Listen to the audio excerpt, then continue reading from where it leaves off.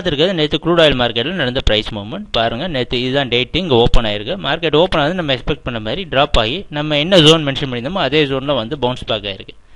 Bounce back ஆனோடனே திருப்பி அதால் மேலே போக முடியல. ஏன்னா 3920 அப்படின்றது ஒரு ஸ்ட்ராங்கான ஒரு ரெசிஸ்டன்ஸ். அதில் போக முடியாமல் பிரேக் பண்ண முடியாமல் திருப்பியும் ட்ராப் ஆயிருக்கு. மறுபடியும் பிரேக் பண்ண ட்ரை பண்ணியிருக்கு. அதுக்கப்புறம் நம்ம மூவிங் ஆவரேஜில் ரெசிஸ்டன்ஸ் எடுத்து திருப்பி கம்ப்ளீட்டாக ட்ராப் ஆயிருக்கு. ஸோ இன்றைக்கி எங்கே ஓப்பன் ஆகும்னா 3880 இந்த ஜோன்லையோ இல்லை இதுக்கு கீழேயோ ஓப்பன் ஆக சான்சஸ் இருக்குது. ஸோ நம்மளோட டார்கெட் என்னன்னா 3940 இந்த ஜோன், 3960 இந்த ரெண்டு ஜோனையும் பிரேக் பண்ணி மேலே க்ரூட் ஆயில் க்ளோசிங் கொடுத்தா தான் க்ரூட் ஆயில் மார்க்கெட் மேலே போகிறதுக்கான சான்சஸ் இருக்குது. இல்லைன்னா இது இன்னும் ஃபர்தராக ட்ராப் ஆகிறதுக்கு தான் சான்ஸ் நிறைய அதிகமாக இருக்குது. நம்மளோட டார்கெட் எங்கே ரீச் ஆகும்னா 3860 ஃபஸ்ட் டார்கெட்டாகவோ 3845 இந்த ஜோன் செகண்ட் டார்கெட்டாக ரீச் ஆகிற சான்சஸ் இருக்குது. ஸோ இந்த ஜோன் வரப்போ ப்ராஃபிட் பண்ணுறவங்க ப்ராஃபிட் புக் பண்ணிடுங்க. திருப்பி மேலே போகிறப்ப செல் பண்ணிக்கலாம்.